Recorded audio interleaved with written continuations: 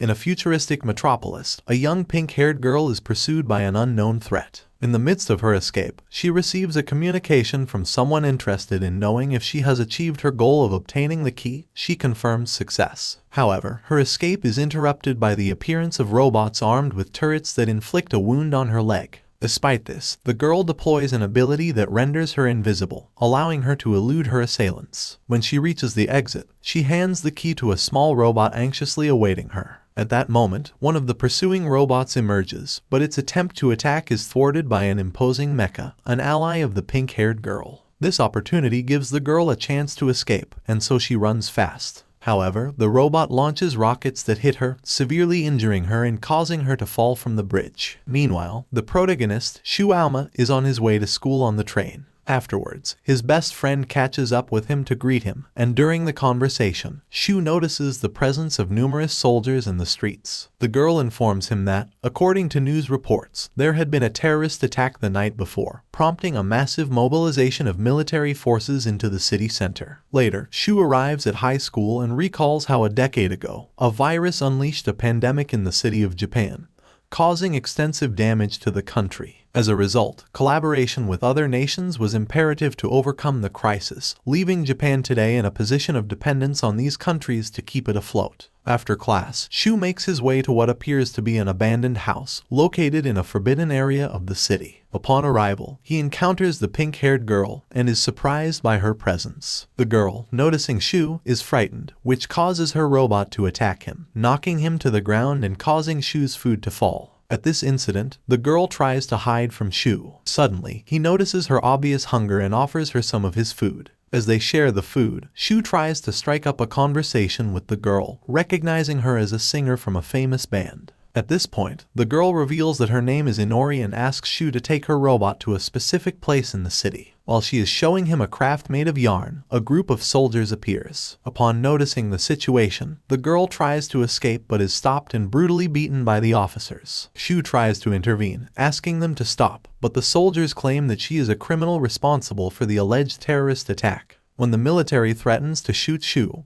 he cowardly chooses to hide. The military takes Inori away, leaving Shu feeling helpless for not being able to defend her. At that moment, the robot shows Shu a map of the place the girl asked him to take him to, and Shu decides to take the robot to that destination. Elsewhere, Inori is interrogated to reveal the location of the key. When she refuses, the military deploys its forces to locate it. Meanwhile, Shu makes his way to the location indicated by the robot, but is attacked by thieves who try to snatch the robot from him. Despite being beaten, Shu refuses to give in, at which point Guy, a blonde boy accompanied by his henchmen, appears. Guy easily subdues the robbers, who retreat. Later, a girl takes the robot from Shu, and Guy asks him about the girl who was with the robot. Without warning, there is a loud explosion, and one of the wounded informs Guy of the approaching military. We then see the military soldiers commit cruel acts, murdering those in their path. Meanwhile, a mecha approaches to attack them, and after being ambushed, Guy instructs Shu to protect the key and search for Inori to rescue her. At the time, Inori is held captive in a trailer, overturned due to a missile falling from a mecha. After freeing herself, Inori is stopped by a group of mecha about to shoot her. At that moment, Shu appears and jumps in to save her. The key activates, revealing a powerful sword inside Inori. With this weapon, Shu easily parries the mecha's missiles and, with a single blow, completely annihilates her enemies. Witnessing the power of the weapon, the military becomes concerned and decides to send more robots to attack Shu.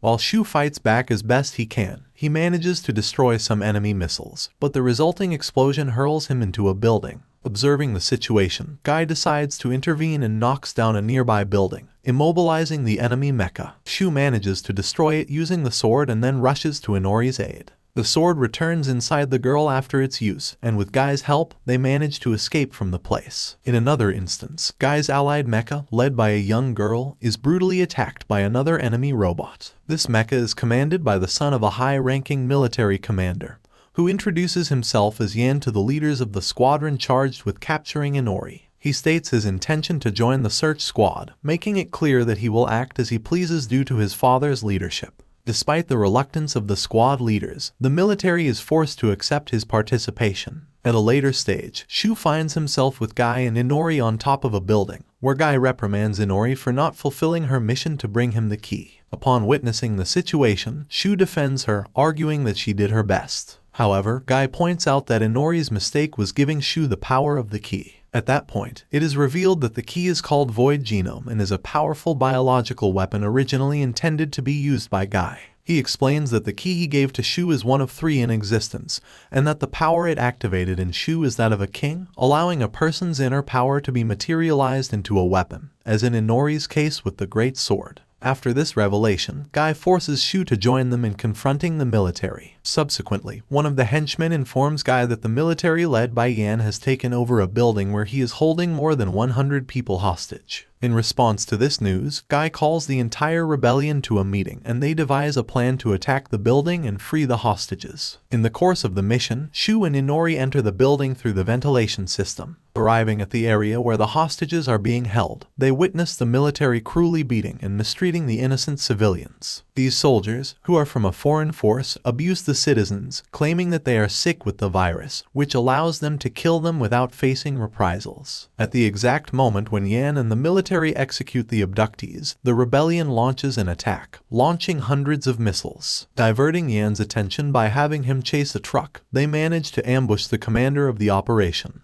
threatening him with many rockets. Observing the situation, the commander threatens Guy and the rebellion with detonating atomic bombs placed under the city. He therefore demands to speak directly to the leader of the rebellion. Guy appears before him, and the commander demands his surrender and the revelation of the stolen key parade. However, Guy flatly refuses, prompting the commander to threaten him with hundreds of laser weapons. At that moment, Shu prepares for the next phase of the plan.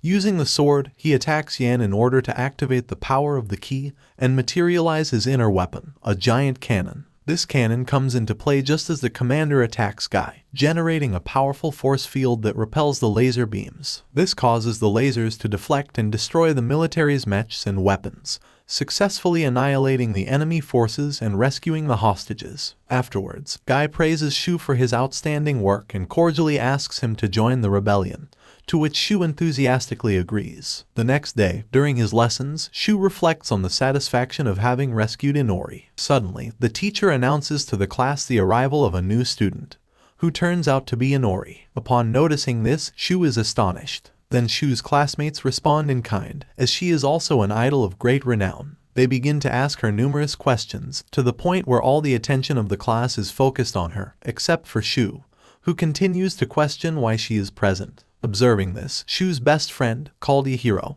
decides to intervene in order to put an end to the annoyance towards her. Later, during physical education class, one of Shu's friends, who calls himself Inori's biggest fan, comments to Shu about the beauty of the girl in the sports uniform. Shu responds by expressing that she even looks almost unreal. Hearing this, the boy gets upset and insults Shu. Later, upon returning home, Shu feels uncomfortable about the situation. As he is about to enter his house, Inori appears and opens the door with her hand. Upon witnessing this, Shu is shocked and begins to question Inori about her presence. However, she continues on her way, ignoring him. Shu follows her, but stumbles over the girl's robot companion. Upon reaching the living room, watch as Inori calmly changes. Shu asks her again why she is in his house, to which she replies that the rebellion allowed her to stay there, indicating that she will now live with him. In another instance, the senior leaders of the military forces hold a meeting to determine how they will deal with the rebellion. It is revealed that Haruka, Shu's mother, is the assistant to one of the leaders. At the meeting, she made the decision to send a new genetically modified squadron to confront the rebellion. After this, back at Shu's residence, he is troubled as he does not know how to approach the issue of Inori's arrival with his mother. At this point, Inori realizes Shu's concern and assures him that she knows her mother's schedule and has everything planned. Regretfully, the doorbell rings and Shu goes to open the door to find Yahiro. He tells Shu that he noticed she seemed sad after school, so he thought it would be a good idea to rent a film and spend some time together. At that moment, Inori arrives and informs Shu that she received an important message, asking him to accompany her. Shu tells his best friend to postpone the film for another day and leaves, promising to explain the idol's presence at his house later. After this, Shu and Inori head to meet Guy, where Shu questions Guy about why he sent Inori to live with him. Guy explains that it was a protective measure, as one of those kidnapped during the battle turned out to be a student at Shu's school. If this person recognizes him, there is a possibility that he will report him to the military forces. Because of this risk, Guy entrusts them with the task of discovering the identity of the witness. Shu argues that there are thousands of students at his school, making it difficult to identify the culprit. Guy replies that they will be able to find out if Shu uses the power of the key to manifest his inner ability. He possesses the ability to see the abilities of others, and during the battle he was able to observe the inner powers of everyone present.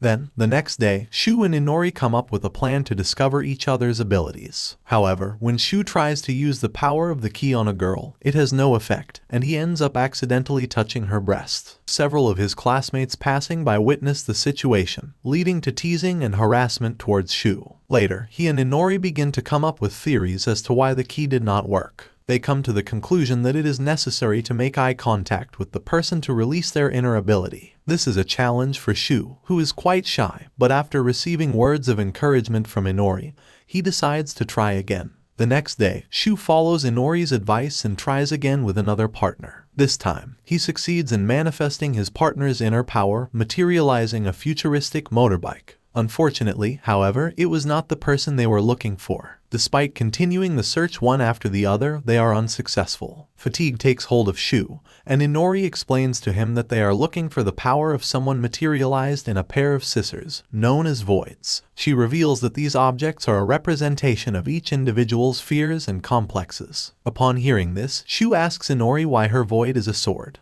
But before she can answer, the girl whose chest Shu accidentally touched appears. She starts chasing Shu, but Yahiro intervenes and saves them, helping them hide in the school gym. After a conversation with his friend, Shu discovers that Yahiro is the person they are looking for, registering Yahiro's fear of scissors. Upon confronting him, Yahiro goes berserk and attacks Shu, who manages to stop him by manifesting his own inner power, a pair of scissors, as a weapon. Upon witnessing this, Inori decides to take drastic measures and end Yahiro's life, but Shu stops her. He explains that he doesn't want to lose his best friend. Although Inori doesn't understand, as her mission was to eliminate the person who saw them, Shu manages to talk some sense into her. After a quiet conversation with Yahiro, they both promise to keep it a secret and tell Guy that the situation is working out. Afterwards, Shu and Inori return home by train, and Inori expresses to Shu her desire to continue living with him to learn more about friendship. In an unexpected twist, the train mysteriously stops, and several armed soldiers appear in front of Shu. The doors open, and Yahiro, in an act of betrayal, pushes Shu, who is arrested by the military. After these events, Inori wants to stop the train to help Shu, but an agent of the rebellion prevents her, arguing that Guy asked her not to interfere. As a result, Shu is taken in a police truck to a prison in the military barracks. At the barracks, he is interrogated by a senior military commander named Makoto, who inquires about his relationship with Guy, as they were seen together on the day of the battle. Shu refuses to provide him with information, and Makoto decides to take him to another building to show him something. On the way, they notice increased security at the barracks due to a threat from Guy, who announced that they would rescue his partner. Makoto explains to Shu Yahiro's activity on the day of the battle, and the reasons behind his betrayal. Yahiro was involved in the drug trade for money, and by offering a reward for any member of the rebellion, he decided to turn Shu in. Then, in a room with people infected by the apocalyptic virus, Yahiro reveals that one of them is his younger brother and explains that the treatment is expensive. Makoto provides more information about the lost Christmas virus that occurred 10 years ago, and how the military managed to end the riots and control the virus. Makoto tries to persuade Shu that the rebellion is the wrong party, but Shu is adamant due to the cruelty he witnesses from the military. Finally, Makoto reveals that the rebellion plans to attack to free an ally named Kenji, arrested for a suspected terrorist attack. He hands a transmitter to Shu, threatening to capture Inori if he does not cooperate, and tells him that he can inform them of Guy's position when he finds him. After these events, Inori is saddened that she could not help Shu and wonders what she could do to save him. In a different scene, Shu is taken to a room to talk to his lawyer, who turns out to be Guy. With the help of Tsugumi, a rebellion hacker, they disable all the surveillance devices in the room. Guy informs Shu that they will be rescuing a fellow member of the rebellion that night and need his help. He explains that they will cause a distraction during a blackout, at which point Shu must find Kenji and use his void to escape. Although Shu tries to resist, the rebellion's plan is set in motion with a blackout and explosives to distract the military. As the rebels bombard the building with missiles, Guy continues to persuade Shu to participate in the rescue. Inori communicates with Shu telling him that she is coming to rescue him, which infuriates Guy, as these were not the orders he gave. Shu decides to escape to meet Inori and is intercepted by a mecha on the way, but is saved by the rebellion mecha led by Ayase, a mecha expert. She reprimands him for making Inori disobey Guy's orders and warns him that if anything happens to Guy, she will kill him herself. Shu continues trying to get out of the building and runs into Guy and the boy they were rescuing. Seeing Kenji, Shu jumps on him and uses the power of the key to manifest his inner void, a gun with the power to manipulate gravity. With it, he easily defeats one of the mecha, but they are surrounded by more robots. At that moment, Inori appears and Shu unleashes the full power of the gun, creating anti-gravity bubbles to reach her. After reaching Inori, he unleashes the powerful sword inside her and uses it to epically annihilate the military mecha. Afterwards, they leave the place with Inori and Kenji and meet Guy,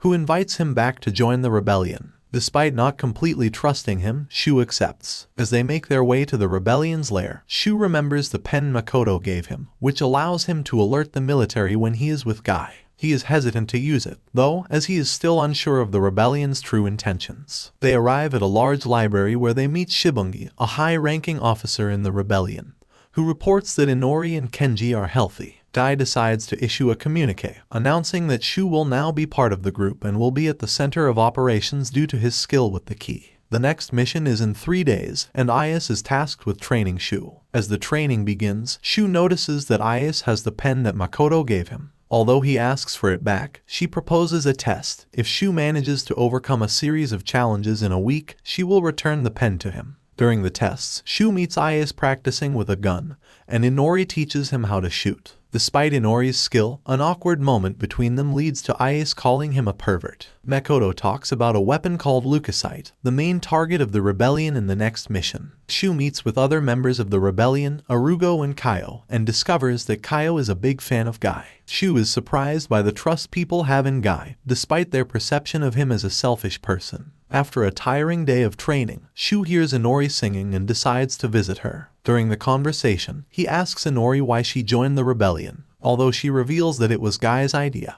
who told her to say that she belonged to him. Shu suggests that they leave the rebellion together. Inori refuses, as the rebellion saved her, and Shu is humiliated to see her enter a room with Guy. He leaves feeling bad, but bumps into Ayase, who realizes what Shu witnessed. Ayase encourages him to do his best in the next day's test to discover the truth, as he will officially become a member of the group. In the test, Shu must reach a target protected by Ayase and his mecha, confronting her to win. He uses the key to manifest his power, a wand that creates a force field that immobilizes Ayase's mecha. Shu passes the test and officially becomes a member of the rebellion. However, the joy is dampened when everyone is informed that the military attacked Guy using the leukocyte weapon, destroying part of the city. It is discovered that the weapon in question is a powerful satellite orbiting over the whole of Japan, from which they can fire extremely powerful energy beams. At this point, Guy manages to establish communication with the group, claiming that he is unharmed, but unfortunately the rest of the team is dead, along with the destruction of all supplies. Faced with this situation, Guy decides to launch a new attack against the military forces. Afterwards, they are shown setting up camp in the area of the attack, from where they plan the assault on the base of operations that controls the leukocyte.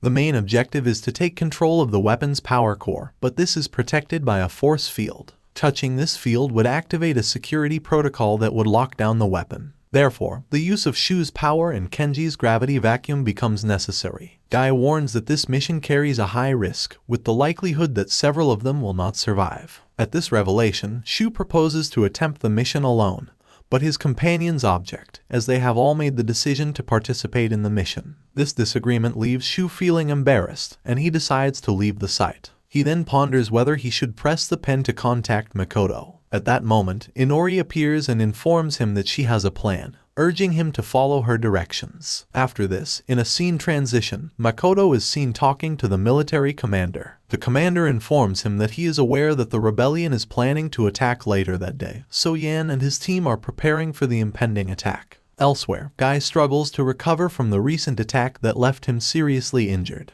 During his reflection, he questions the morality of his actions and wonders if everything he has done is justified. He also reveals that after Leukocyte's devastating attack, Kaio, his partner, was seriously injured. Faced with the prospect of her inevitable death, Guy makes the difficult decision to end her suffering. At that moment, Shu appears unexpectedly, overhearing Guy's revelations. Shu confronts Guy, accusing him of selfishness in allowing others to sacrifice themselves for him, including Inori. Guy's laughter provokes Shu's anger, who attacks him. During the confrontation, Guy explains that his goal is to be a source of hope for others and does not seek to dominate others. Upon hearing this, Shu reconsiders his feelings and reconciles with Guy. After these events, the attack on the base of operations is launched, creating a diversion skillfully executed by Ias and other members of the rebellion. This maneuver manages to divert the attention of much of the military and Yan's forces. In this scenario, Inori, Guy, Kenji, and Shu manage to infiltrate the base, successfully reaching the control core. As they prepare to activate Kenji's gravity weapon,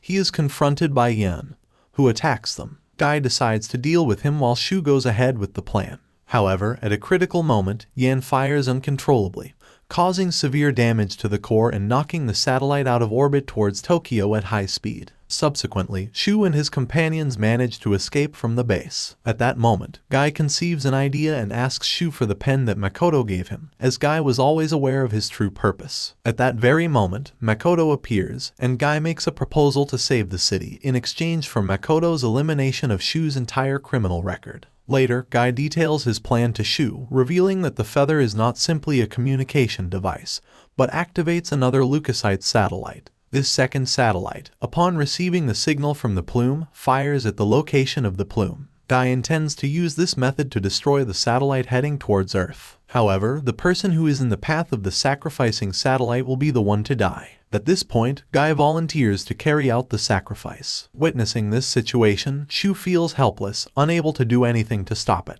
At that moment, someone who appears to be Inori appears, offering her emptiness to Shu to destroy the satellite. Shu uses the weapon, which turns out to be a powerful cannon, to launch an energy beam and destroy the satellite. After this, Makoto fulfills his promise to expunge Shu's criminal record, allowing him to return to high school. Despite this, Shu faces judgment from his classmates because of his arrest by the military. However, he is defended by Arisa, the school president, who manages to persuade everyone to believe that Shu was simply interrogated. At this news, his classmates begin to ask him various questions, and Shu thanks Arisa for helping to clarify the situation. Later, Shu meets with her classmates to catch up on classes. During the conversation, his best friend, Hare, informs him that Yahiro has not returned to school since his arrest, which puzzles Shu. Intrigued, he asks Inori if she has any information about his friend. Inori, questioning why he cares after Yahiro's betrayal, creates a tense moment. At that instant, Haruka arrives home, surprised to see Inori there. Shu tries to explain Inori's presence, but Haruka decides to defuse the situation by sending Shu for a cake,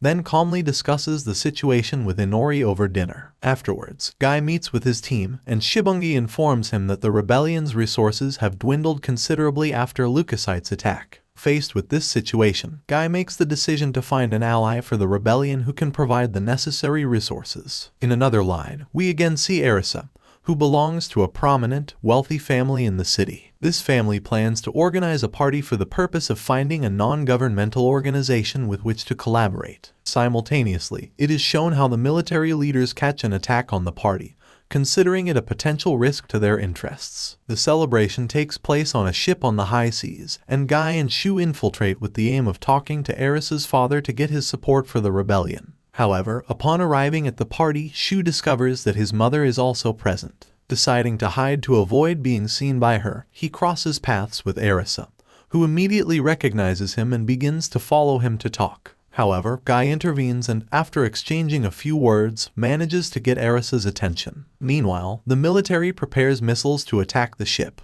At that moment, Shu is informed by his companions that the missiles are about to destroy the ship. Shu decides to report the threat to Guy, who is meeting with Arisa's father. Together they create a plan in which they will use Arisa's vacuum to stop the missiles. Guy tricks Arisa, taking her to the outside of the ship, where Shu uses the power of the key to manifest Arisa's void, an orb capable of generating energy shields. Thanks to this intervention, all missiles sent by the military are stopped. Arisa's father, impressed by Shu's skill, agrees to become a collaborator of the rebellion. What appeared to be a planned military attack turns out to be a plan hatched by Guy, who also inform the military about the party on the ship, all with the aim of achieving an alliance, and Guy falls in love with Arisa, facilitating the plan. Later, there is a scene in which Shu's mother receives an envelope containing a photograph of Inori with Shu and herself when they were young. However, it seems that Shu has no memory of this moment, and Inori has no memory of it either. After this, Shu prepares for a school trip with the academy, and upon telling her mother, she starts joking about not wanting to be alone. She then suggests that she take advantage of the trip to visit her father. Meanwhile, it is revealed that it is all a plan by Guy, who sent Shu, Inori, and other classmates to infiltrate a military base. Guy places them in a mansion provided by one of his associates. In this context, Sauda, a key partner for the mission, with the necessary emptiness to infiltrate the enemy base, begins to pester Shu by insinuating that he and Inori are a couple because they live together. Despite Shu's attempts to explain the situation, Sauda interrupts by suggesting that they all go to the beach, to which they agree. Arriving at the beach, Shu sets up an umbrella on the sand and reflects on how uncomfortable it is to have to share a ride with Sauda, as he is quite annoying and disrespectful. However, his attention is diverted by the sight of Inori on the beach, wearing a beautiful swimsuit. Upon observing her, Shu is captivated by her presence. Hare, who has feelings for Shu, notices this and decides to seduce him, inviting him to swim together. Subsequently, we are introduced to how Shibungi and others discreetly watch over the young people from afar, making sure that the mission goes smoothly. Afterwards, the girls return to the mansion, noticing Shu in Sauda's absence. Kanon informs them that Shu decided to go ahead because he had some unfinished business. At that moment, Sauda tries to take pictures on the beach and notices a hat flying in front of him. The hat belongs to Ais, who was passing by with Tsugumi. Sauda is impressed by Ais's beauty and, after thanking her, the girls continue on their way.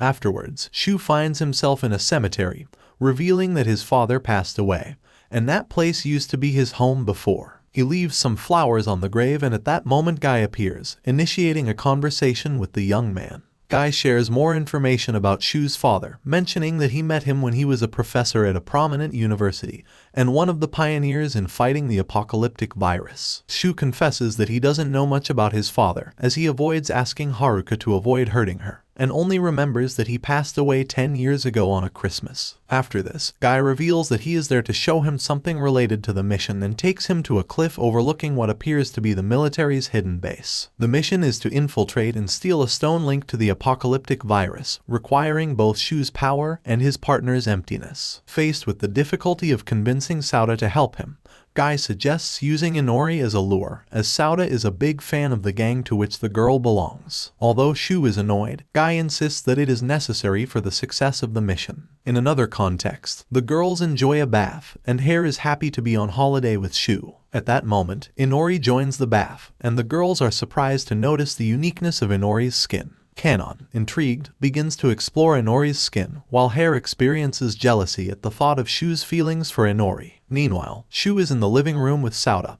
and Sauda asks Shu if there really isn't anything going on between him and Inori. Shu assures him that there isn't, and Sauda mentions that if that's the case, he'll try to date her. Shu sees this as an opportunity to accomplish the mission, so he asks Inori to agree to go out with Sauda to take him to the mission site. Inori accepts, and is then seen walking with Sauda under the stars. At one point they decide to sit down to rest, and Sauda takes the opportunity to show her a video he made for Inori. Shu, hidden, watches all this. After watching the video, Sauda tries to express his feelings for Inori. Jealous, Shu decides to intervene in a clumsy way, using his power to bring out his void while trying to confess that he is in love with Inori. At that moment, the members of the rebellion, who are watching, come out of hiding and mock Shu for his actions and for bringing out the void prematurely. They decide to start the mission immediately and head for a secret entrance to the base. Using Sauda's void, which is a camera capable of opening secret entrances, they gain entry. Simultaneously, a mysterious man arrives at the base, kills a guard and enters using a card, which triggers alarms and more security mechanisms. Shu and the others continue to advance, deactivating the mechanisms with the void.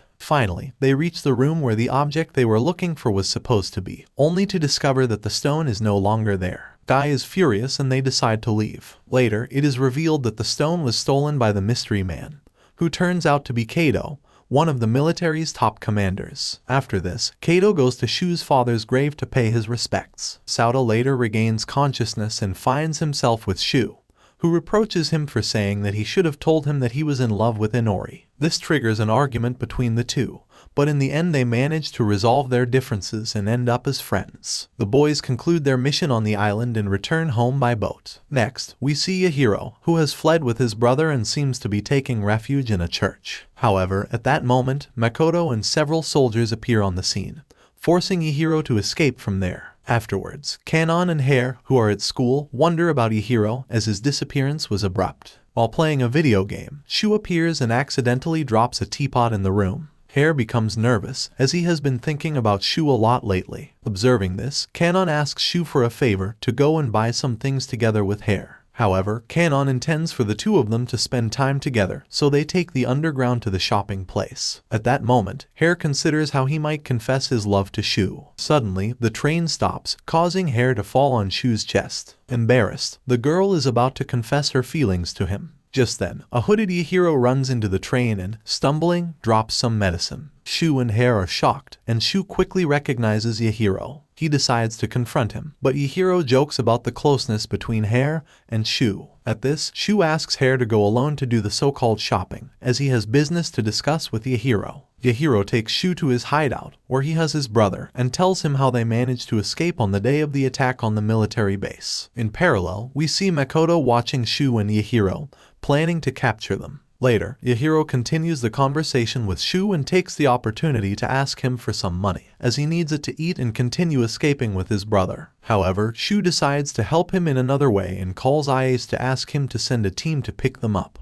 Yahiro is surprised that Shu wants to help him after what he did to him. Shu assures him that he is doing it for his little brother and prepares to leave the building. However, they are attacked by Makoto's military, and the boys try to flee, but there seems to be no escape. Shu decides to use Yahiro's vacuum to confront them, but when he tries to take it out, the boy refuses, claiming that Shu was the one who ratted them out. Upon hearing this, Shu is furious and claims that he wouldn't do that, and that the only traitor is Yahiro. He also yells at him that he promised to get his brother out of there and plans to keep his promise. It is then that Yahiro agrees to give him his void.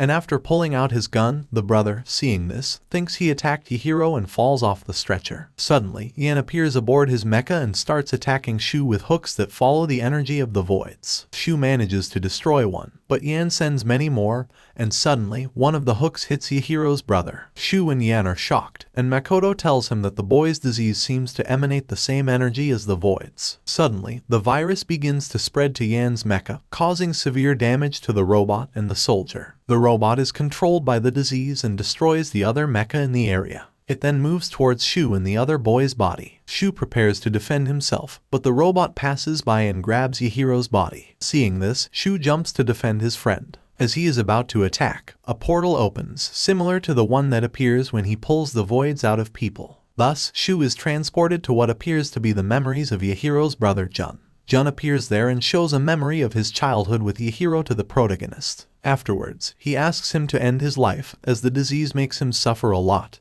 and he is tired of giving his brother trouble. Shu decides to do so, as the disease has already taken hold of him, and he is about to kill Yahiro. When he returns to the robot, it rides and then shuts down. Subsequently, the protagonist leaves the building, and Yahiro regains consciousness. He asks Shu about Jun, and Shu simply replies that he is dead and that he is the one who killed him. Afterwards, there is a scene change in which Shu encounters members of the rebellion carrying out a mission. At that point, Guy instructs Shu to attack, which requires the use of Inori's void. However, as he attempts to extract the void, he recalls the situation with Yahiro and Jun, which seems to have left its after effects on him. Seemingly traumatized, Shu fails to use his power and instead escapes, leading to the rebellion having to abandon the mission. After that episode, there is a scene in which Shu has a dream in which a girl with pink hair, similar to Inori, finds herself in the middle of a fire. In the dream, she asks Shu to promise to make her sister happy. However, it turns out to be just a dream, as Shu wakes up in his usual hiding place. Checking his phone, he notices several missed calls and messages from the rebellion.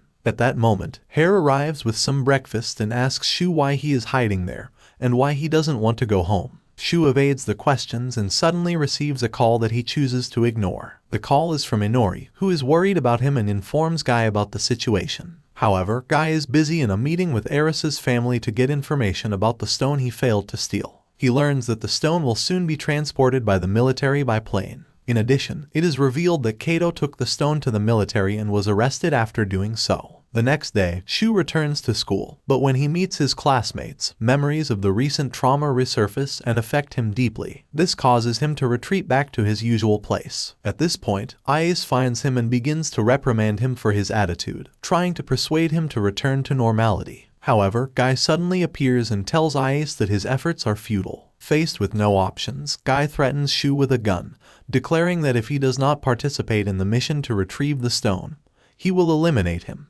Despite the threats, Shu refuses and expresses that he never desired the power of the key. Guy then warns him that he will kill him to extract its power, shooting into the air in an attempt to scare him and force his participation in the mission. Seeing that Shu continues to resist even under the threat of death, Guy and Ice withdraw, making it clear to Shu that he is excluded from the rebellion. After these events, Shu returns home, where he finds Inori waiting for him. He tries to apologize for ignoring her calls, but Inori comes over to give him a song she had composed to cheer him up. As the girl approaches to give him the song, Shu experiences another flashback that causes him to react violently. He hits Inori's hand and destroys the song, referring to her as a monster. This act causes Inori to start crying, and she says goodbye to Shu before leaving the house. As he leaves, Shu notices that Inori had also prepared onigiri for him, although they were a little undercooked. These gestures cause Shu to be unable to hold back tears. After these events, the scene shows the military team making preparations to transport the stone.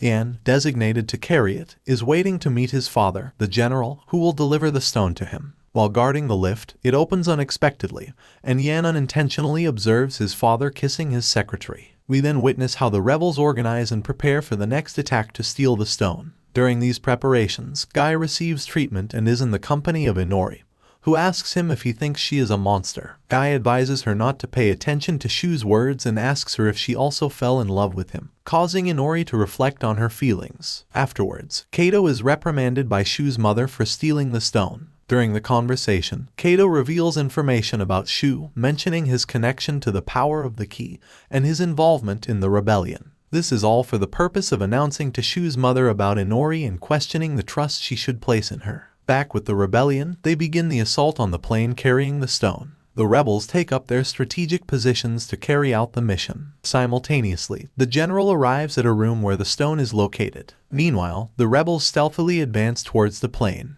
However, Makoto was aware of the rebels' planned attack and ordered the military to inject themselves with a vaccine as a preventive measure. Despite this, Guy and his companions manage to reach the plane and, using an explosive, open the cockpit, only to discover that there are no pilots. Suddenly, they realize that they have been caught in a trap when a sign appears confirming this. At that moment, Makoto activates a device that causes the stone, originally located in the conference room, to start emanating a strange purple energy. After this, Shu, who is accompanied by Hare, gets very close to the girl and asks her to allow him to be near her. He mentions that he knows she is attracted to him. Upon hearing this, Hare reacts with a slap in the face to Shu, reprimanding him for not trying to use her as a substitute for Inori. She also confesses to him that she witnessed everything Shu did to Yahiro and his brother, but despite that, she tried to cheer him up, and he treated her badly. As Hare cries, Shu tries to apologize to her, but suddenly, the sky begins to darken. This is because the stone was actually a key that activated a tower, transmitting waves that caused the apocalyptic virus to spread. Many people, including Guy, who was on board the plane inside the tower's radio, become infected. It turns out that this was all a plan by Kendo, who ordered Makoto to act. The rebels try to escape while being attacked by the military. However, Guy is severely affected by the virus, and Inori tries to help him. Later, the commander of the military is at the place where the key was activated, and everyone begins to transform due to the virus. At that moment, Yun arrives at his mecha to save his father, but upon discovering him with his lover, he decides to kill him. As a result, Kendo takes over as the new general, and when a soldier attacks Makoto, Shu's mother takes the opportunity to escape. Meanwhile, Tsugami contacts Shu and informs him that the plan has failed, indicating that Guy and Inori are still at the airport. In this situation, Shu decides to enlist the help of his colleagues to rescue the boys. He intends to use their vacuums to reach them, but Yahiro objects, arguing that he only plans to use them as tools. To the confusion of the other boys, Shu decides to explain to them about the power of the key, and to ask for Hare's help. In doing so, Shu extracts the void from hair, which turns out to be bandages with apparent healing properties. After apologizing for having previously used the other's voids, Shu explains the reason for his request for help, and the companions agree to accompany him. In a scene transition, Kato uses the key to open a door and enters with Makoto. Elsewhere, Guy and Inori, who had met Haruka, head to a tower from which they plan to broadcast a song to stop the virus. Meanwhile, the rest of the rebels struggle to stop the military. Subsequently, Inori begins to sing her song, causing the virus to disappear from the people. At that moment, Shu and his companions arrive at the airport and are attacked. Shu uses Erisa's void to create a shield that protects the vehicle they are in. After overcoming the first barrier, the military destroy part of the bridge, but with the help of Hair's void, they manage to repair it and continue advancing. After defeating some mecha, they finally reach Inori. However, they are surprised by Yan, who attacks on board a mecha, overturning the vehicle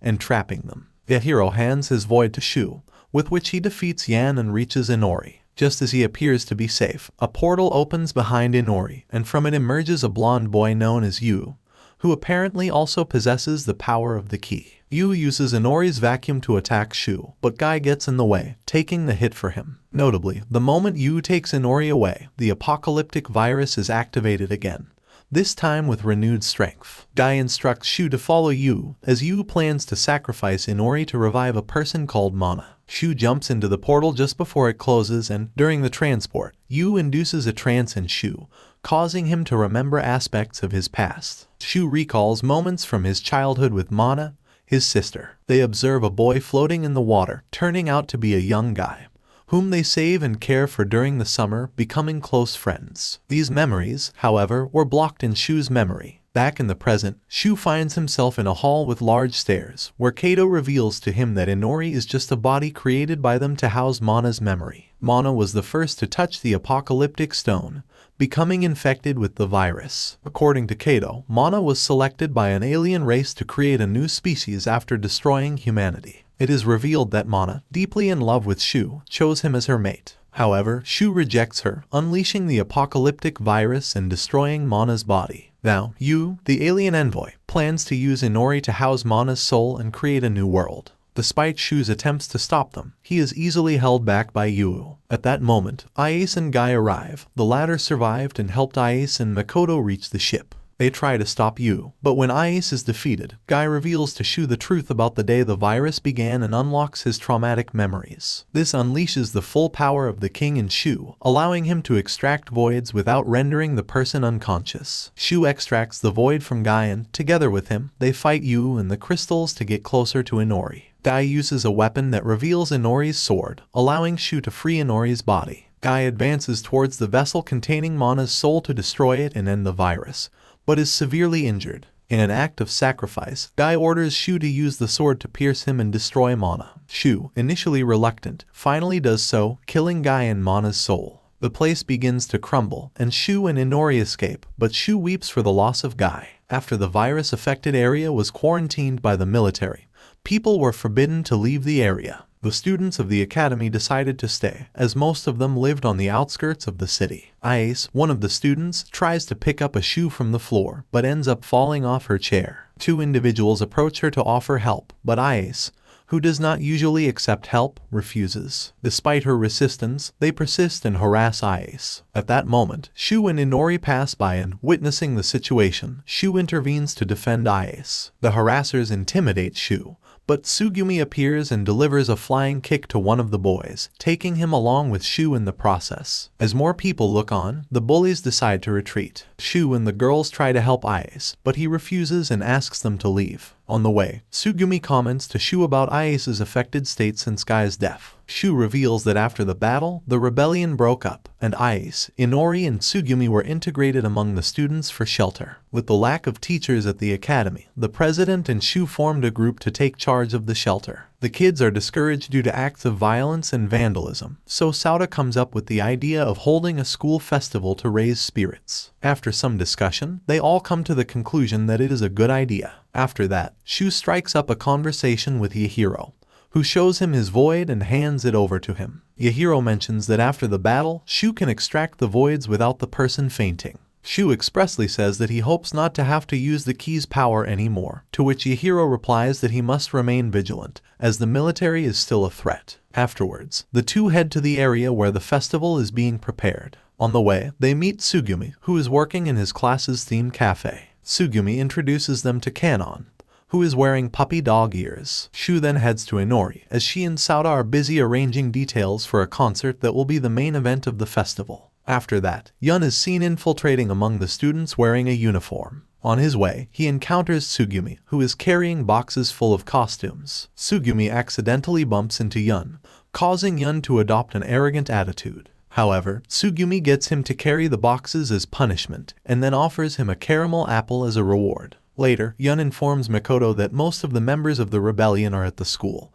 and assigns him the task of keeping an eye on them. Then, the long-awaited day of the student festival arrives, and Tsugumi does his best to make sure Ais has a good time. Meanwhile, a group of thugs who have been committing robberies since the beginning of the quarantine are shown. These young men are furious about the festival organized by the academy students. Two of the thugs arrive with a blind truck and a mecha, provided by Makoto with the intention of attacking the school. Picking up on the Ais and Tsugumi situation, the girls have an argument because Tsugumi disconnected Ais from the mecha when the latter was helping Guy. Ais reproaches her that maybe if she hadn't done that, Guy would still be alive. After this fight, Tsugumi withdraws, leaving Ais alone. At that moment, Shu arrives, who tries to comfort her. However, the thugs start attacking the festival, shooting and destroying everything in their path. Shu rushes to put a salvo on Ais, but she falls off her chair. Despite this, Shu rushes to help her, and she expresses her desire to fight. Despite her disability, she wants to be useful. At this moment, Shu's power activates, drawing out Ais's void, which turns out to be robotic legs. With these legs, Ais can fly and possesses great strength. She uses this new power to save Hare from being run over by the armored car, deflecting it and causing it to crash. The thugs are captured with the help of the robot controlled by Tsugumi. Shu then uses Inori's vacuum with Ais's help to destroy the enemy mecha, managing to defeat all the thugs. After the calmness returned, the students continued to enjoy the festival, finally arriving at the moment of Inori's concert. At that moment, Ais thanks Shu for allowing him to struggle with the emptiness, expressing that he feels much better because of it. However, while they are talking, communications are restored and an official government communique appears on the screens. It is presented by General Kato, who survived the tower attack. He informs all the students that the government has approved a new containment measure, the construction of high walls that completely enclose the center of Tokyo, the area where the students are located and where the virus initially spread. After these events, all students are called to a meeting to discuss how to deal with the situation of the new walls closing off the center of Tokyo. However, fear grips the students, triggering widespread panic. Tension rises as the students begin to blame Arisa, who tries to calm them down by assuring them that her father will help them out of the situation. However, confidence in her has waned considerably, and they propose to elect a new student government president. During the meeting, the student government representatives distribute virus vaccines to the students. Yahiro comments that Arisa is still under attack on social media, and Tsugumi shares his opinion that the president is not fulfilling her leadership role properly. This statement provokes an argument between Sauta,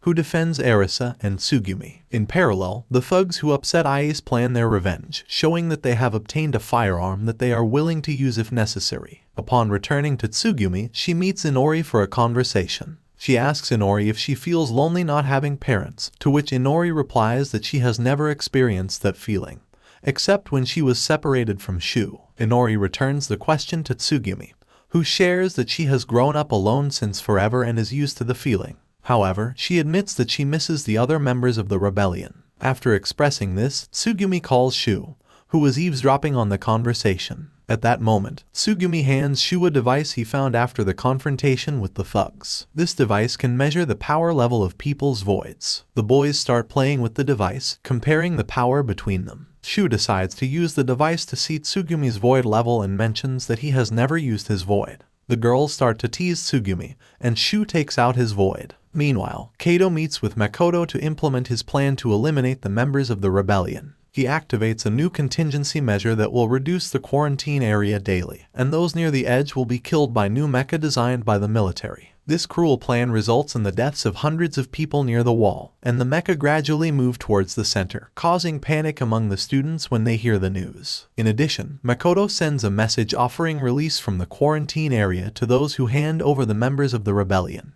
At this announcement, Shu is deeply concerned. However, Hare reassures him that she will not hesitate to help him with his emptiness if something happens. The girl also encourages Shu to run for the new president of the academy, and he ponders whether it would be a good idea. At that moment, Tsugumi, who has recovered after the events surrounding his emptiness, joins the conversation. While talking, the students observe some bullies harassing a girl. They discover that members of the rebellion usually have a mark on their arm, and the thugs search the students for members of the rebellion. This situation alerts Shu, as Inori and Ayase could be in danger. Wasting no time, he decides to look for them, and finds Inori defending herself from some boys trying to touch her. Simultaneously, Ayase is captured by the group of thugs who had molested her earlier. Tsugumi arrives to rescue Ayase, but is also held by the bullies. The president calls the students to a meeting in the academy hall to address the situation. Arisa tries to calm the students, denying the rumors about the rebels, but the thugs show up to confirm the truth of the rumors. They present Ayase and Tsugumi as hostages, showing the tattoos on the girl's arms as proof. Despite the girl's resistance, the thugs pull a gun on Tsugumi. Seeing the situation, Shu decides to intervene to protect her friends. He approaches and stops the bullies, and the students obey him when they see Shu's incredible power. Shu confesses to being a member of the rebellion and warns that they will pay if they touch her friends. He then proposes an idea to resolve the conflict. Later, Shu, Ayase, and Tsugumi are taken to the edge of the wall and handed over to the military by one of the thugs. The thug asks to be released, but the military chooses to shoot Shu and the girls, and finally the thug.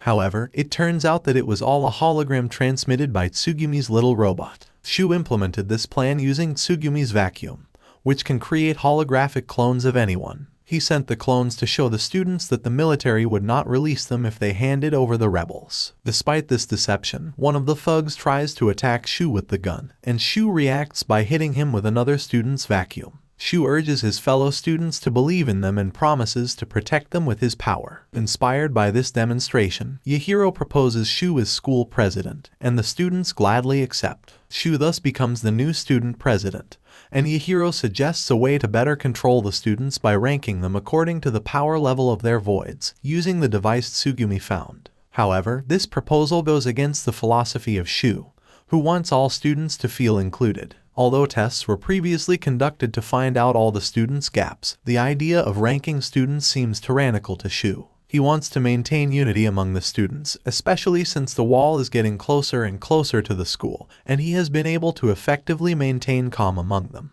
Despite this, supplies and vaccines are in short supply, and Yahiro suggests that this is an important reason to begin the sorting plan. According to this proposal, the strongest and hardest workers could be prepared to face the military. Faced with this situation, Shu decides to consult his friends about what to do, and Inori encourages him to make the decision he thinks is best. Meanwhile, Ayase, Hare, and Tsugumi take a shower in the school baths. Hare expresses his discomfort that Shu has to make such an important decision alone. Ayase stresses that this is Shu's responsibility as president, and Tsugumi annoys Hare by suggesting that she should hurry up and confess her love to Shu. Afterwards, Sauda approaches Shu to express his displeasure with the system they want to implement. Shu confirms that he also dislikes the idea, and Sauda encourages him not to accept the ranking of the students. After an amusing scene in which the boys express their thoughts aloud, Shu turns to the rest of the student council to tell them of his decision. However, he discovers that they are counting the virus vaccines and concludes that there are not enough for all the students. At this point, Yahiro again urges Shu to implement the ranking, but Shu notices that Sauda is ranked in the lowest category. After being pressured by his peers, Shu finally agrees to the ranking method.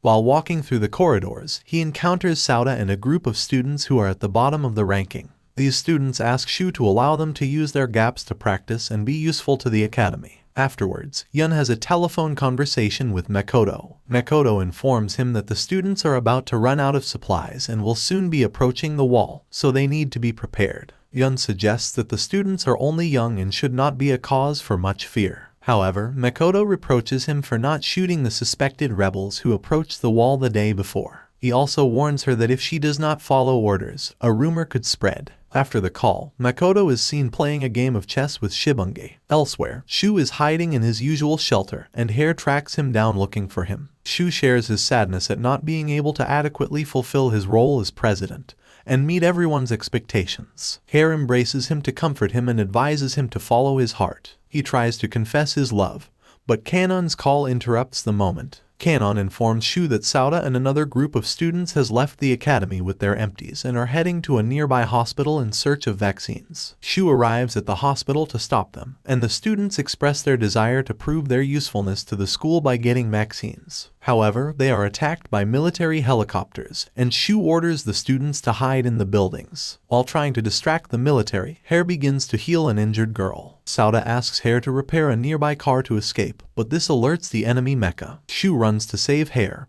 and they are both injured by an explosion. Inori and the others arrive to help, attacking the helicopters while dodging missiles. Hare, badly wounded, uses her void to heal Shu before being hit by a gunshot and losing her void. Despite this, she manages to heal Shu completely before confessing her love to him and passing away. Shu, waking up and realizing the situation, embraces her friend, but she turns into crystal and disintegrates in his arms. Filled with sadness and rage, Shu takes Inori's sword and destroys the mechas one by one. When the others learn of Hare's death, they try to calm Shu down, but he ends up hitting Sauda and holding him responsible for the girl's death. Yahiro intervenes to calm Shu, who decides it is time to separate the weak from the strong. Argo and Agumo infiltrate the quarantine zone from a helicopter hired by Eris's father. He plans to rescue his daughter and force her to marry a member of the government to eliminate the quarantine. Upon landing, Argo encounters a group of Shu students who are stealing medicine from students at another academy. Recognizing the symbol of rebellion on Argo's uniform, the students take him to Shu,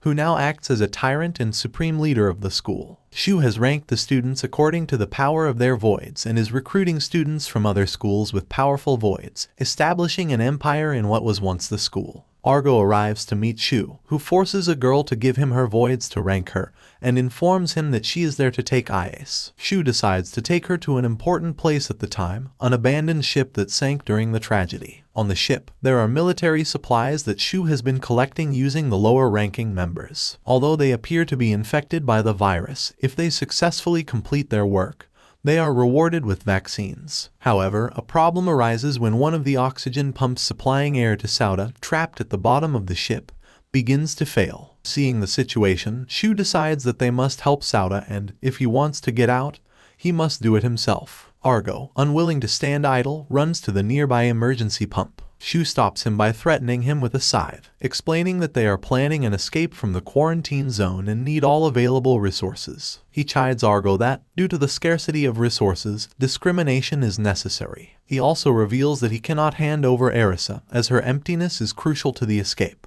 In the face of Argo's refusal, Shu decides to imprison him. Sauda manages to get off the ship on his own, and Argo is locked in a cell. A Tsugumi robot arrives to inform Argo about the events, revealing that, after Hare's death, Shu has set up a void-based kingdom, and the people, out of fear, decide to obey him. Meanwhile, Yu, apparently still alive, collects the rings he had prepared to marry Mana. Meanwhile, Commander Kato, who has been overseeing the events at the academy, informs Makoto and Shu's mother that everything is going according to plan. He notes that Shu has managed to gather numerous gaps in the school. The former president then goes to talk to Argo, who was looking for her, but is intercepted by a student who tries to overtake her. Ice reacts by threatening him with a knife. Meanwhile, Shu is standing next to Inori, who tries to comfort him. During the conversation, Inori acts strangely, as if she is not herself. However, Shu's attention is diverted when his companions alert him to Argo's escape from his cell. Tsugumi, cooperating with the escape, provided Argo with the key,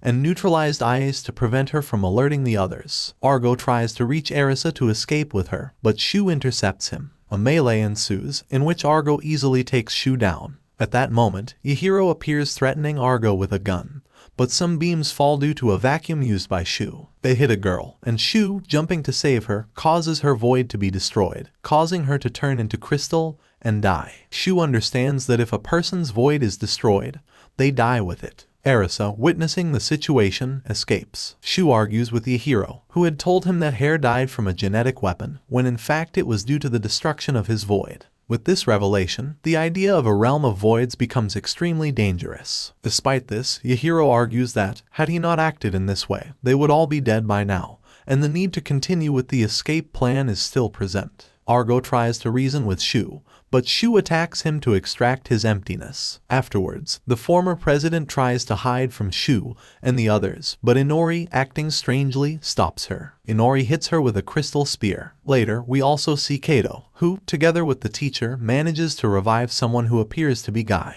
After this, Shu goes to a guard post where some students are not performing their duties properly. Upon witnessing this, Shu threatens to destroy their voids, and Yahiro warns him about the possible negative consequences of this approach. Yahiro fears that the students will develop resentment towards Shu, but Shu believes that this is the only way to impose discipline. In the midst of the situation, Inori has a flashback of what happened and how she is losing control, taking actions that go against her wishes. Also, because of the incident, Arisa is frightened and, while in her room, she receives a call on her mobile phone. During the conversation, she shares the situation at school with the person on the other end of the line. However, Arisa is discovered by the bully who was watching her. To deal with the situation, the girl flirts with the bully, managing to win his favor and using him to send a message to all the students. In the message, she reveals the consequences of destroying the voids, which causes many students to turn against Shu, believing that she has been lying to them. Meanwhile, the world's major powers are meeting, discussing how to deal with the threat posed by Japan to the rest of the world. They conclude that intervention and action are needed. After that, Yahiro approaches Arisa, who is pointed out as the main suspect in spreading the rumor. During the conversation, Arisa advises Yahiro not to trust others, especially Inori, and tells her about the attack he suffered from her. Meanwhile, Inori shares with Shu details about the attack and how she feels she is experiencing changes in her personality. Shu promises that he will always protect her, at which point, Yahiro joins them. Yahiro informs Shu about the attack perpetrated by Inori, insisting that she must be tried and punished. However, Shu chooses to defend Inori and accuses Yahiro of withholding information about the voids. After threatening Inori with Inori's sword, he forces Yahiro to retreat and demotes him to the lowest rank. After that, Arisa meets the thug, and it seems that he is using intimate favors as a form of payment to obtain information about the escape plan from the quarantine area. The boy provides details about the date, time, and exact location of the operation. Arisa intends to use this information to challenge Shu's leadership. So the day of the escape arrives, and the students head for one of the ramparts. However, it seems that rumors of a coup attempt have begun to circulate among the students. Despite the preparations, the situation is still being closely monitored by Kato, and it seems that measures are being devised against Shu. Shu and the group arrive at the designated attack site, and the military mechs quickly begin their pursuit. Shu gives the order to attack, with the apparent cooperation of Arisa. Despite his efforts, the mecha respond by firing indiscriminately, resulting in the deaths of several students and distracting the group. Shu, using Inori's vacuum, advances and effectively defeats several mecha. The strategy is to reach a control tower that operates all the mecha in the area. Shu advances towards it, facing multiple mechas along the way, and finally, with the help of a companion's void, manages to reach the tower. Using a sword, he destroys the control center, disabling all the mechs and clearing the way for the escape of the students from the quarantine area. With the successful escape, the former president's plan is unleashed, and all the students point guns at Shu, pushing Inori away to prevent her from intervening. Subsequently, Sauda pushes Shu into a crater, accusing him of using them as tools. At this point, Inori tries to run towards Shu, but suddenly, a void sword pierces her. Then, a number of governmental patrons arrive on the scene, revealing that the man responsible for the situation is none other than Guy, who has been resurrected by the military forces and is now significantly changed. Guy approaches Shu, who is stunned by the revelation, and with a single blow amputates the arm that held the power of the key. Guy then snatches the power from Shu, causing Shu to fall in shock at the events. Later, the global authorities took the decision to eliminate Japan in order to eradicate the virus problem. Consequently, they sent fighter planes with the intention of bombing Tokyo with chemical weapons. Realizing the situation, Guy harnessed the king's power to unite all the students' void, creating a weapon which he used to neutralize the warheads. However, this act resulted in the destruction of the weapon, leading to the loss of several students. Despite attempts by Ias and others to communicate with Guy, he was no longer the person they used to know. Guy threatened them with death if they did not join him. Faced with this situation, Yahiro refused to back Guy and chose to help Tsugumi and his companions escape by destroying the nearby mecha and confronting Guy directly. However, Yan was defeated by the other robots, and Arisa, protecting Guy with her void, revealed that it was she who provided the information about the location of the students' attack. Taking advantage of the distraction caused by Yan, Inori managed to escape with Shu. Subsequently, Guy used his power to destroy government fleets and issued a worldwide communique, threatening all nations with destruction via the Leucocyte satellites should they attempt to attack Tokyo again or come close. The military forces then organize a search team to locate Inori. The reason behind this is that Yu intends to use her again to reunite with Mana, even planning a marriage with Guy. However, Inori goes into hiding while searching for supplies to keep herself alive. Later, Haruka confesses that she collaborated with the military to free her son from the weight of the key's power. Later, Inori meets Shu and tries to feed him, but he is deeply affected by everything that has happened. At that moment, the military group to which Arisa belongs finds Shu and Inori, and as they are about to attack them, a limousine arrives with armed men who shoot at the soldiers. Arisa intervenes to stop them when he recognizes his father in the vehicle. The old man gets out of the car and berates Arisa for supporting Guy, arguing that the boy she fell in love with no longer exists. He also confronts the military, who explain that their target is Inori, not Shu. Hearing this, the old man decides to attack the military with his katana, killing 2 of them. He then attacks Arisa, as he believes her actions dishonor the family. Before he can hurt her, Arisa shoots him, killing him. Meanwhile, Inori tries to escape when she realizes that she is wanted, but a group of hooligans surrounds her and try to kidnap her. Witnessing this, Inori again loses control and kills the attackers. She then approaches Shu and hugs him, but again loses control and engages in inappropriate behavior. Shu orders her to stop, and she returns to normal. Later, as she arrives, Inori has a vision in which she apparently sees Mana. At that moment, it is revealed that Mana has been manipulating Inori's behavior. Mana informs Inori that she is about to take full control of her body, and her first act will be to murder Shu. Realizing this, Inori decides to walk away from Shu and, before leaving, gives him an emotional kiss after putting him to sleep to prevent him from stopping her. She heads off to surrender to Arisa's military group, but not before activating her berserker mode and confronting the mecha. In the midst of the battle, Inori reflects on her genuine feelings for Shu, despite being created to house Mana. She decides to protect him with her life. However, she is captured by an arrow from Guy, who immobilizes her. Upon awakening, Shu realizes that Inori is gone and decides to do everything he can to get her back. After the tumultuous events between Guy and Shu, Haruka makes the decision to put an end to Kato's plans, which involves eliminating Mana. However, when she arrives at the place where Mana is supposed to be, she discovers that she is not there. At that moment, Kato appears and reveals that Mana was never present. In addition, Kato confesses to being responsible for the death of Shu's father and then shoots Haruka. Later, Arisa is patrolling the area with her squad when she is surprised by Shu from behind. Shu forces her to reveal Inori's location and, at that precise moment, a communique begins to be transmitted through Arisa's phone. The communique alerts the entire military that Shu's mother has escaped and stolen a top-security briefcase. In response, Shu pressures Arisa to take him in search of his mother. As a condition, Arisa agrees to reveal Guy's plans in exchange for Shu telling him where Inori is. Later, Haruka arrives at Arisa's father's mansion,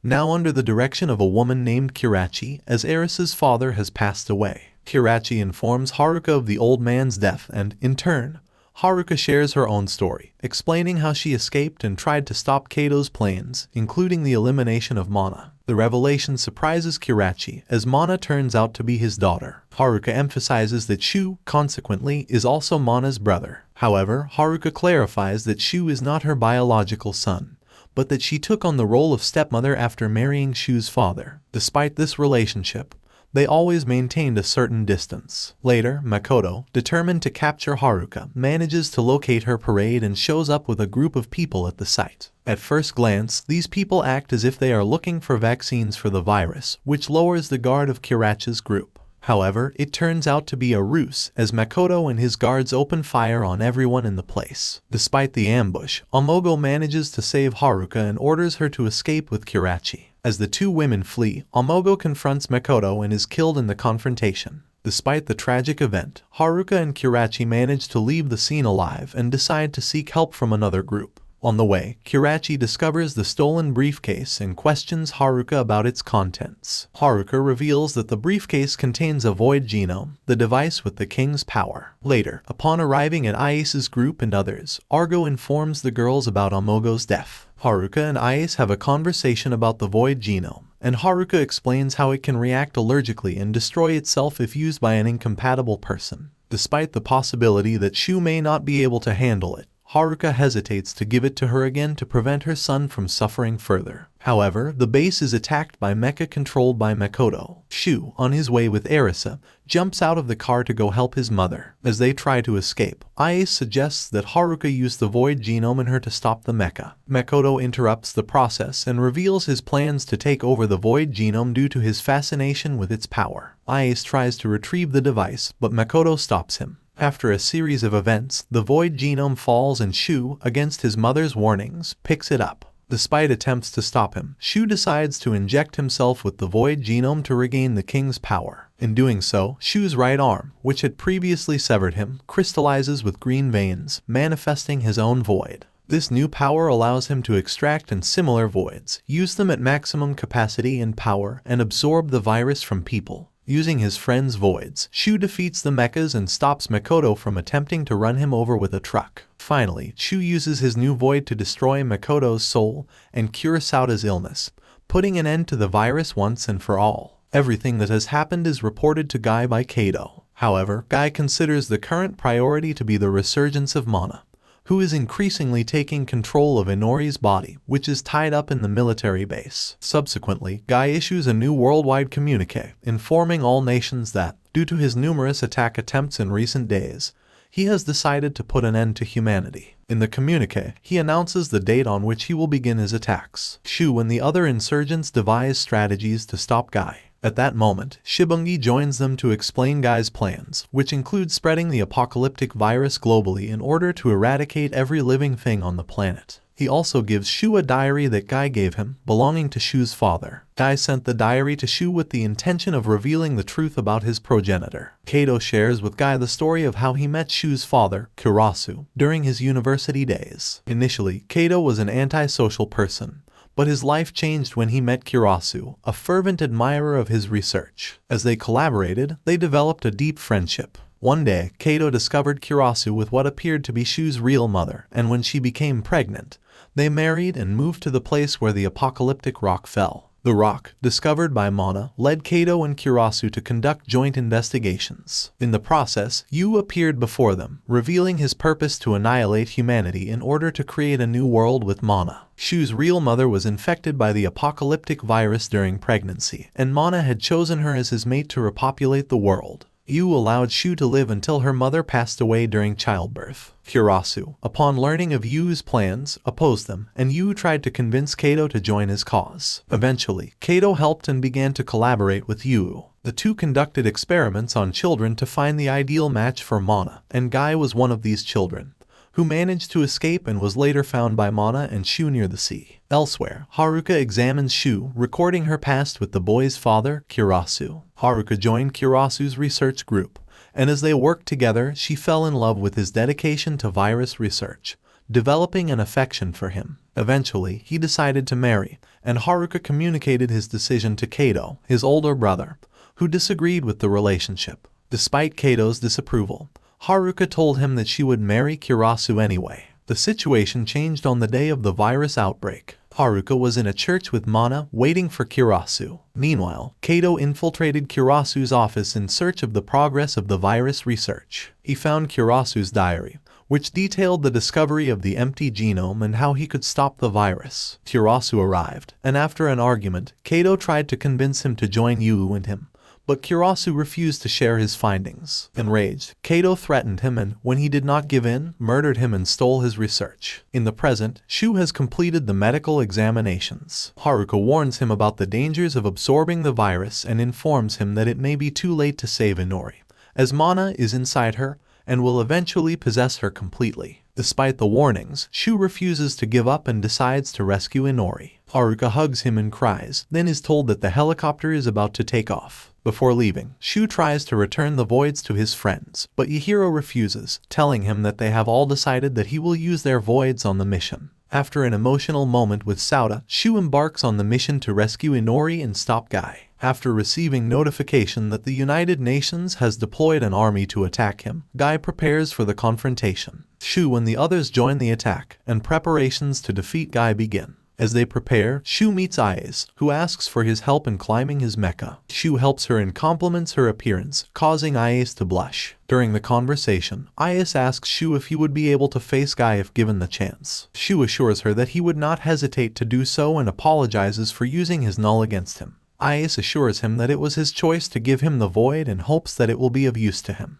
The attack on the military base begins with helicopters deploying mecha. Guy uses Eris's voids and others to create a giant bow that fires energy arrows, destroying part of the enemy fleet. Meanwhile, Shu and his group manage to infiltrate the base. Tsugumi uses a hacking program developed by Haruka to disable enemy mechanics, and the army ships join the battle. Shu advances with Sauta's vacuum and, after separating from the group, heads off to save Inori. Guy, using the voids of Erisa and others, crystallizes Inori to emerge as Mana. Before losing consciousness, Inori thanks Shu for saving her and expresses her happiness at meeting him. Guy does not understand the connection between Shu and Inori, but she explains that Shu showed her the beauty and sadness of the world, despite her downfalls and sufferings. Although Inori is a vessel for Mana, she falls completely in love with Shu. As Shu's team rushes to reach Inori, the military retakes control of the base. Inori is consumed by the crystal as she sings the usual song for Shu, who hears her and locates her position. Yu appears and confronts Shu, revealing his role as an alien envoy to create a new world. He proposes to Shu to join with Mana to create a new race, but Shu rejects the offer. Yu decides to annihilate Shu and use his genome power to attack him with the voids of his minions. Shu defends himself by dodging and counter-attacking with Yahiro's void.